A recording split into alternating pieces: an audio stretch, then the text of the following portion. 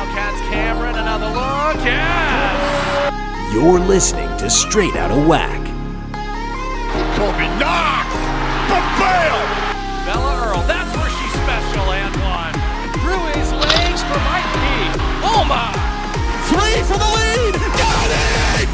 Lamar Wilkerson with 1.3 left to go! Here's your host, Kyle McDonald. And we're back on the Straight Outta Whack podcast for the first episode of the 2023-24 season. It's June the 9th, which means we are about 5 months from opening night. We've got some transfer portal news, some coaching news, a quick look at the WAC in 23-24, and a look at the NCAA women's basketball rule changes that were just released yesterday afternoon to go through. I think Chelsea, let's start with an early look at what the WAC will look like. There was a lot of transfer portal movement this offseason, as it seems like there is every year now. So let's take a look at let's take a look at who went where first. Let's start with GCU.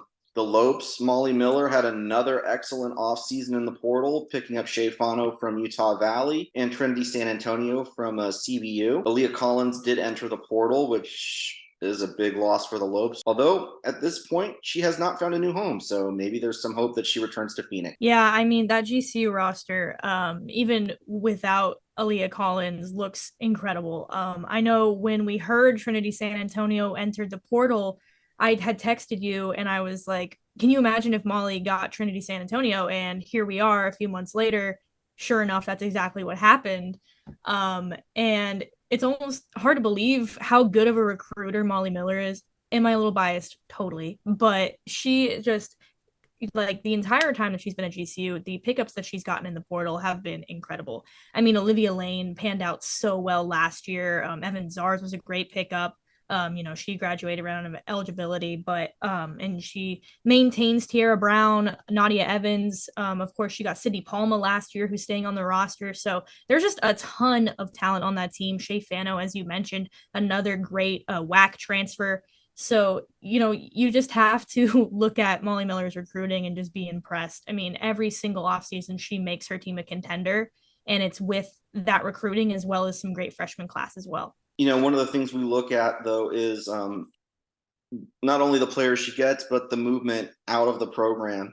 What was it this year? I think it was 6 or 7, right, that left her entire class from last year. I think it might have been more than that, but maybe 8 or 9. But, yeah, there was a lot of movement, which is also, yes, another thing to look at for sure. I think her entire freshman class, apart from Asha Sraw, is gone. Or at least in the portal. So that is definitely concerning as a GCU fan.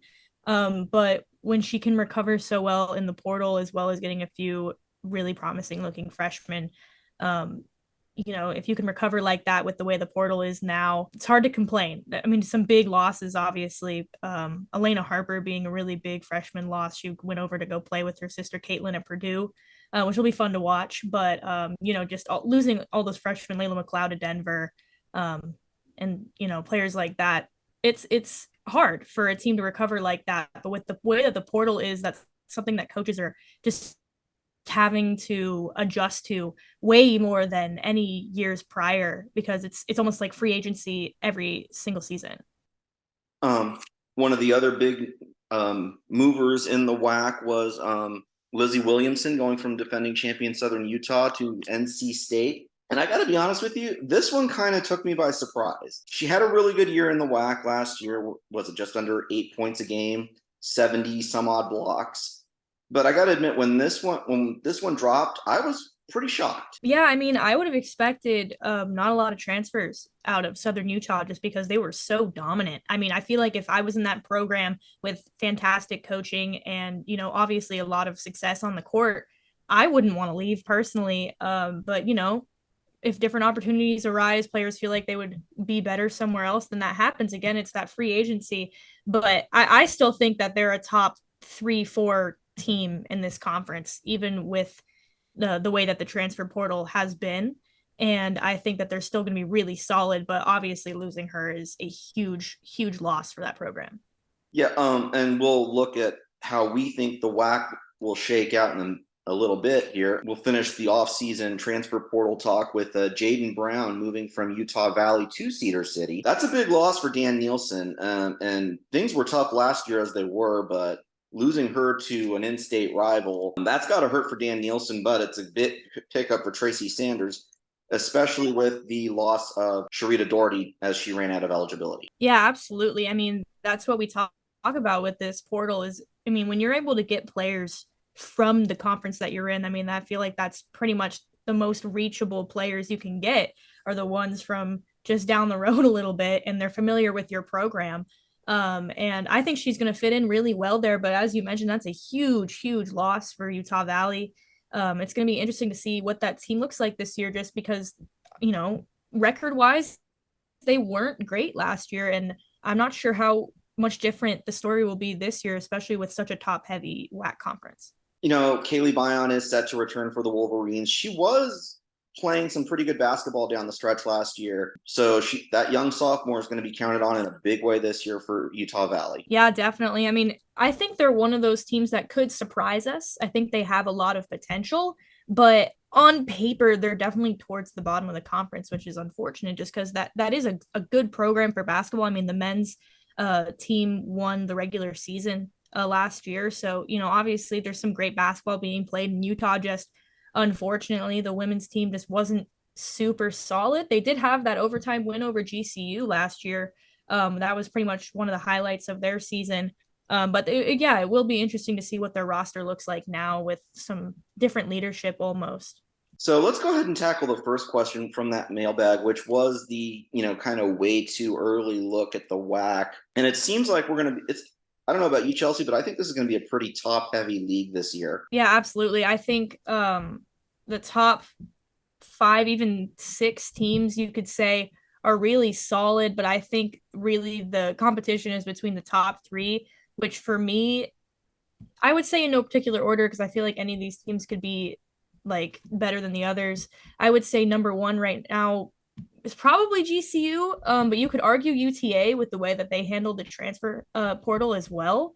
You know, they got Talia Clark from Seattle. They had that SFA transfer too. So, I mean, they're really, really solid. And then also, like I said earlier, Southern Utah is going to be really good again. I mean, they kept most of their core together. They had a couple of significant losses, but I think those 3 teams are the ones that could do it, which I feel like we were kind of saying for UTA and GCU a year ago, and then UTA didn't have the season anyone expected from them. But yeah, I mean, I think these are fantastic programs, and it's going to be a really entertaining year between these top teams, but there could definitely be a team that we feel like is in the middle that could jump right back up, because that's just the way this conference is. So let's work our way from the bottom to the top as we set our way too early. I think you and I are pretty much in agreement on the bottom about 4 or 5, I think it was, right? Yes. Yeah. So the way we saw it was Seattle at 11. Chelsea, kind of go ahead and go through that because I can't remember the rest of it, but I remember Seattle at 11. Yeah, we had Seattle at 11, Tarleton State at 10. Those are just 2 teams that didn't have great seasons last year. Also, teams that are having some coaching changes, so you really never know what's going to happen there. Also, some significant roster movement as well. Then you've got UTRGV at 9, Utah Valley at 8, and I think the most significant change here is we both have Stephen F. Austin at 7th, which is a huge drop for that program, but I think you just have to do it. Yeah, let's talk about the Lady Jacks here for a minute. Mark Kellogg, obviously leaving for West Virginia, takes along Jordan Harrison and Zaya Nugent with him via the transfer portal. Avery Brittingham goes to UTA, as you alluded to earlier. You wonder where the leadership is going to come from on that roster. Yeah, I mean, it's going to be a completely different, program and the way that they play, a completely different system. The roster is going to be super different. I mean, you've got your top 3 players now gone. And that's hard to recover from when all of your transfers are some of your best players. They have really great depth, and that's why their team has been so good over the last few years. I mean, let's not forget they won a championship 2 years ago with a fairly similar roster, but the conference has changed so much, and now they're losing their coach. They're losing some of their best players. So I mean, I would love for them to surprise us because I said that about Southern Utah last year and they did end up surprising us. But I'm just not sure. And I think the transfers they've gotten in haven't been as exciting as we would hope for them after those big losses. So I think they could definitely be one of those mid-tier teams I talked about that could move up, but not expecting them to. Sorry, Stephen F. Austin fans. Yeah, it's always hard to gauge the first recruiting class of a new head coach.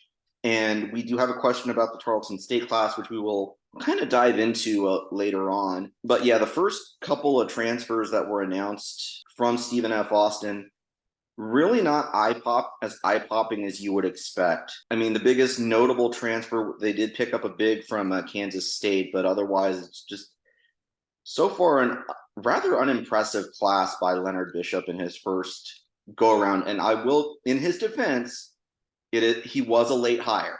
Right. And I think that that's definitely a big part of it. I think a lot of players that probably wanted to join Mark Kellogg's team were probably dissuaded just because he left. And I mean, you can't blame them there.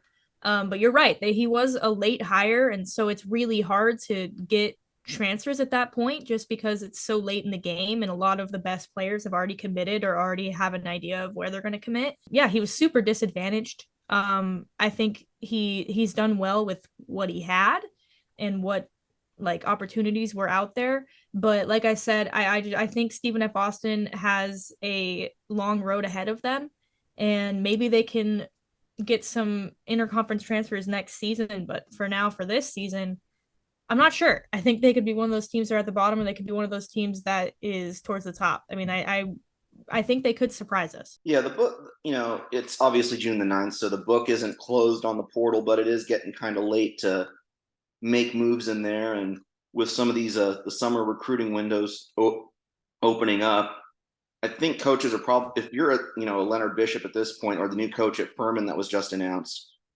today, I know it doesn't affect the WAC, but you're probably going to rely a lot on your live recruiting as opposed to the portal. Yeah, and it's such a hard position to put coaches in. I mean, hired today in June, like that's probably one of the hardest situations to put a coach in, recruiting wise. Obviously, when it comes to like professional basketball, we talk NBA or WNBA, this recruiting isn't so much of a thing that they have to worry about. But at the collegiate level, again, with the way that the portal is, I mean, that's going to be the story of the offseason every season, as long as the portal is this wide open, is how well can you recruit? How well can you convince the top tier talent to leave their current school and come to you?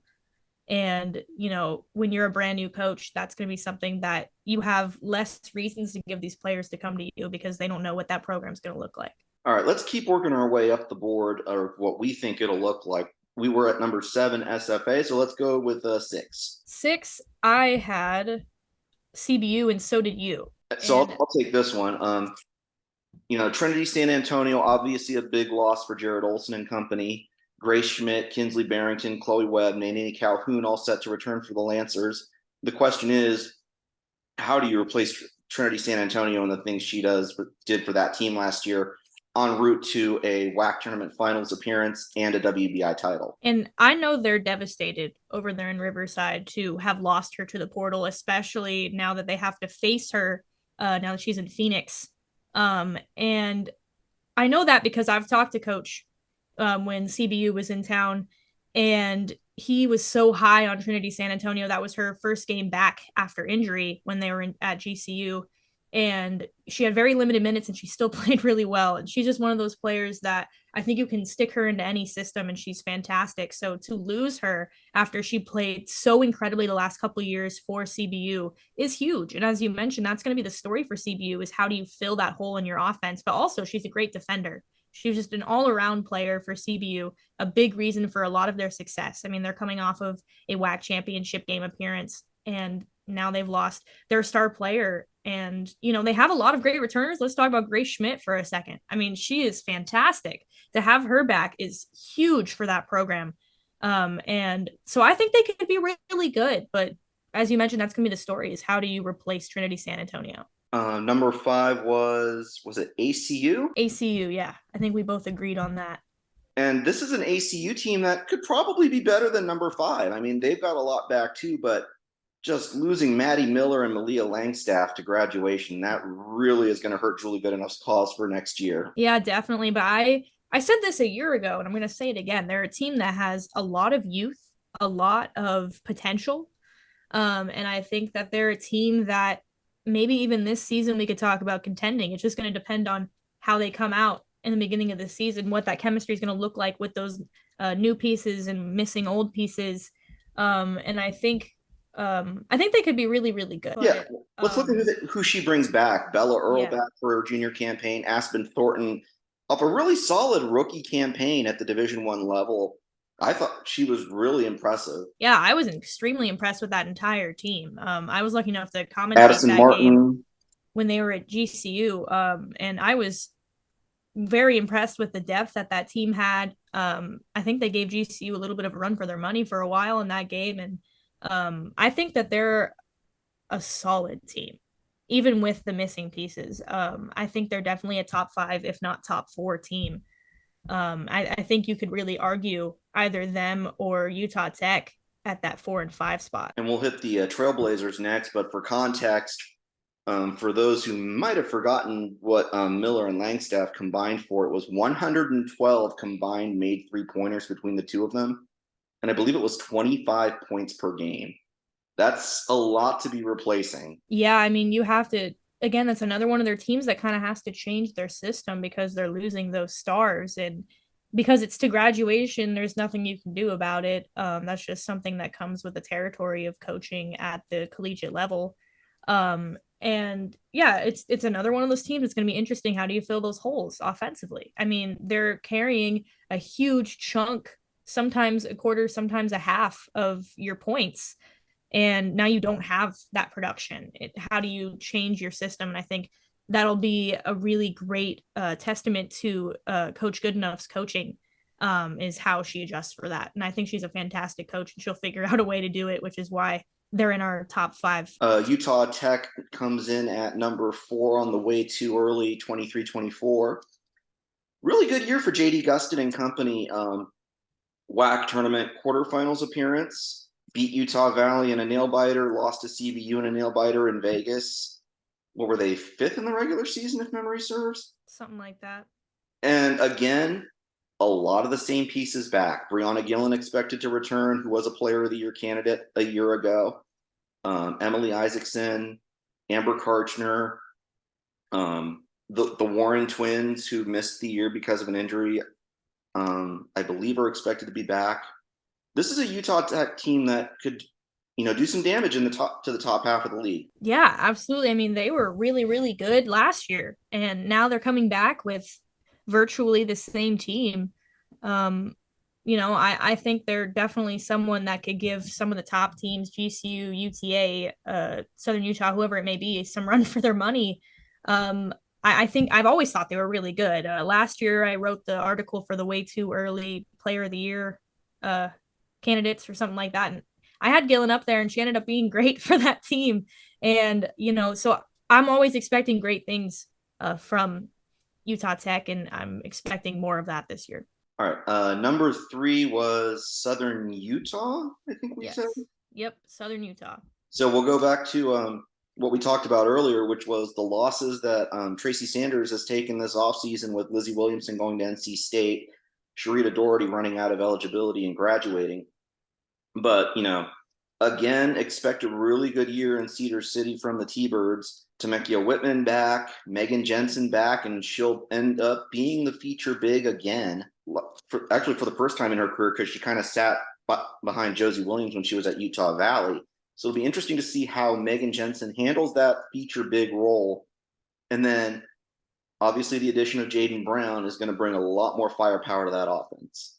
Yeah, I think we talked about it. That's a great pickup in the portal. I mean, you're losing some incredible play from Sharita Doherty. I mean, she changed the entire landscape of the tournament just this past season with that insane buzzer beater. ESPN making buzzer beater. If she doesn't make that, New Mexico State moves on, and Southern Utah, who was the favorite in everybody's eyes, would have been out. And now you're losing that player that carried you to that next game that led to them winning the entire thing. I mean, how do you replace that? But they maybe managed to. I mean, like you said, some great firepower coming into this roster. And that's why they're still in our top three for sure. I mean, they are an incredible team and they're definitely contending once again. When I did my way too early rankings, I had a hard time picking 1 and 2. I basically just said T1 because it's way too early to decide, that question. But here we are in June, and it's time to decide the answer to that question. And I honestly, UTA and Grand Canyon, again, UTA is going to be at the top just because they do bring back the reigning player of the year and Star Jacobs. And who would have said that with the finish they had in the regular season? They were the 6th seed and lost in the WAC tournament first round. But Sharika Wright, couple of nice additions in the portal with Avery Brittingham, Talia Clark, like you alluded to earlier. Mm-hmm. The addition of Clark to that roster really, to me, is big. Yes. They lost their top 3-point shooter at graduation, so she's going to fill a much-needed hole. Yeah, I'm so excited to watch that team. I think they're going to be so fun to watch, regardless of if they end up being super successful or not. I just think offensively, that team is probably going to be the best in the conference, and it might be by far. And I think the only team that can really compete with that is GCU's defense, because Molly Miller always has a defensive system, and that's going to be probably the only way she can stop UTA, because Talia Clark, Avery Brittingham, I mean, fantastic pickups in the portal. I mean, she did a great job backing up finally Star Jacobs, because it kind of felt like she was on her own sometimes on that UTA team last year. And now she has some help. And some great help at that, 2 of the best players in the conference. They're going to be an incredible team, 100%. And then, Chelsea, you had GCU as your number 1. WAC tournament semifinalists a year ago. Some could have argued gone to one of the other postseason tournaments, the WBI or the WNIT as a second team. I don't know about you, but I was rather shocked that they were left out. I was as well, yeah, because they just had such a good regular season. And they're kicked out of the tournament by Southern Utah. I mean, I think everyone was kind of expecting that. And because Southern Utah was just unbeatable after that New Mexico State game. So, how do you beat that? I mean, GCU couldn't have done a whole lot better than they did, is my point. And I think they should have been in the postseason. And I think they're going to be really good this year. I mean, you bring back a lot of your core pieces. Definitely some really big losses. You talked about Aaliyah Collins. I think that's probably arguably the biggest loss for that team. Also Elena Harper, who was on the up and up for sure, one of my favorite freshmen last year. But you keep some incredible talent as well, and you pick up some incredible talent as well. So I really think it's like you said, neck and neck between UTA and GCU. Elena Harper to Purdue kind of intrigues me, and I'll be honest, I'll probably watch a lot more Big Ten than I usually would, just because that aspect of it, her and Caitlin being on the same roster together. I honestly love it. I think that those two are going to be great if they're on the court at the same time together too. I mean, you talk about chemistry when you have sisters on the team. GCU just pick up a couple of sisters as well. I think whenever you can have that just boosts your roster so much. To have sisters that have played together their entire lives continue to do so at one of the highest levels. And I think that'll be really fun to watch over there at Purdue for sure. But as a GCU fan and also someone who I would like to say is friends with Elena Harper, but more so just acquaintances. She's a great person, and I'm going to miss having her on campus and being on that team for sure. So that's our way too early look at the WAC in 23-24. One of the other questions in the mailbag was the Tarleton State recruiting class. I believe it was Alan Esterling who asked about the class that Bill Brock is bringing into Stephenville. Chelsea, I don't know if you've had a chance to kind of deep dive it. I kind of did. So my take on it, I think he's done a pretty good job. There's some Division I experience in that class, a lot of junior college and high school experience, but it's junior college and high school experience that has proven to be successful.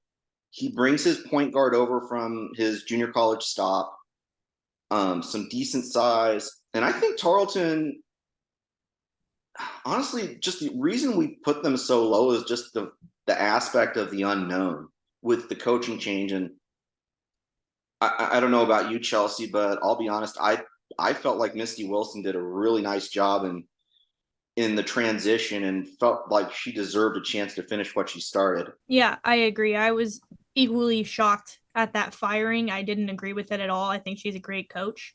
And I wish her luck to, her future endeavors. And it sucks that she had to be kind of the scapegoat for a team that didn't perform very well last season. But I think they have their work cut out for them. But I think that this recruiting class is a good start. And I think their new coach is going to be really great. But just like you said, we have them just so low because we don't know what they're going to look like. I mean, that's kind of what we said about Southern Utah last year, and they shot up to 1 very quickly. So you never really know in this conference. And for those of you, the Tarleton fans that are wondering, and WAC fans out there that are wondering, Misty Wilson did return as a head coach, but she did return to the Division II level at Colorado Springs. So we'll be obviously keeping an eye on her team out there too, just to see how she does at the Division II level, of a level at which she succeeded previously. And that Tarleton team also was pretty injured last year. If you look at the numbers of how many games missed, they pushed Southern Utah to overtime too in Stephenville as part of that weird Texas road trip that had the UTA game pushed back to, I want to say it was like a Monday afternoon. Yeah. Because of snow and ice. But Alan, I think we both agree Bill Brock did a pretty nice job with his initial class. If this is the way it ends, the question is, can they make the gains necessary to, finish towards the top half of the WAC? And as it looks right now, Teresa Da Silva is supposed to be back. She's not in the portal according to any of the sites we use for our portal information. So if he keeps her plus this class that he's got coming in, Tarleton will be a lot better than where we put them right now. It's just a matter of where. Yeah, they're one of those mystery teams that we've been talking about. I mean, we just have them at the bottom, or towards the bottom, I should say, just because we don't really know what this roster looks like. And that's another thing with new coaching. I mean, a lot of the teams towards the bottom are teams with new coaches, just because you don't know how they're going to fit into that program, and you don't know how their new system is going to look against these other teams that have had their coaches for a while. So you just never really know. And I think that they have potential for sure. I think in a few years they could be up there, but right now we just have to put them at the bottom just because we don't know. We don't really know what's going on over there at Tarleton. All right.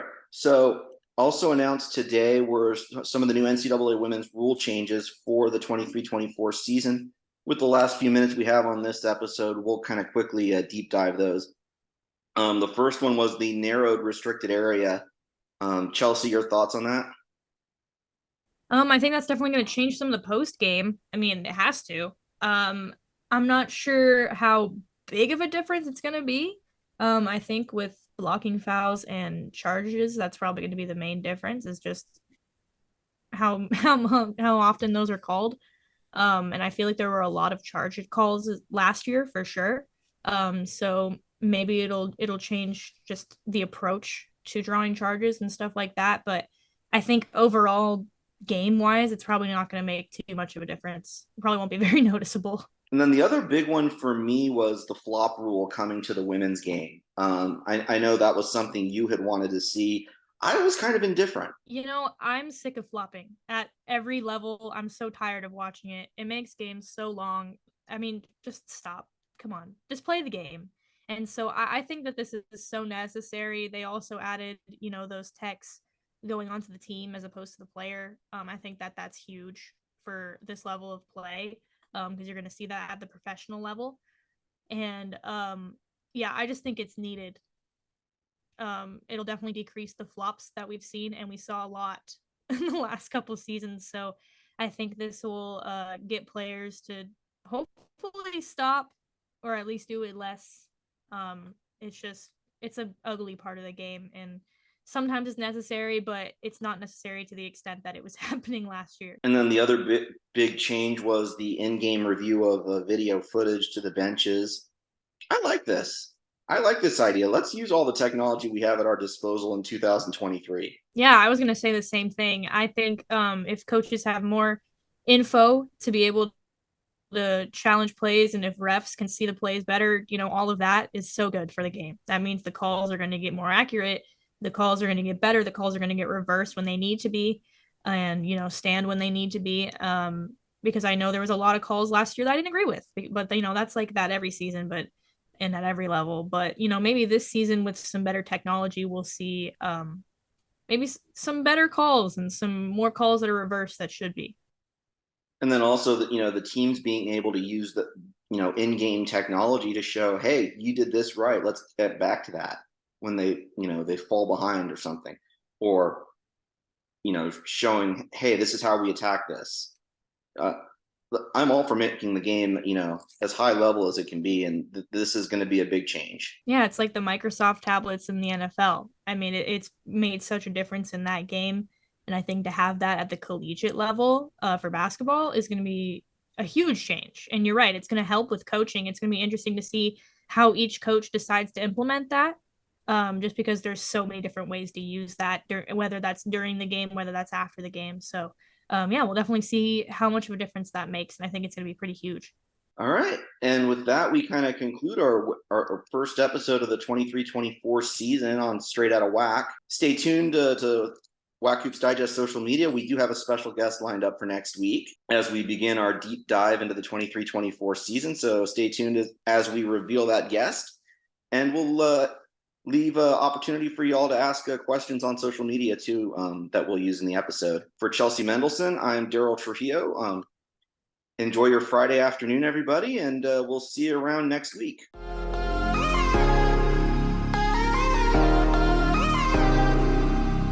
Thanks for listening to the Straight Outta Whack podcast.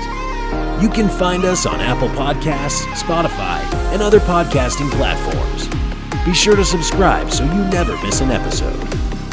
Remember to follow us on Twitter at Whack Hoops Digest and Facebook under Whack Hoops Digest for all your Whack Hoops news and information.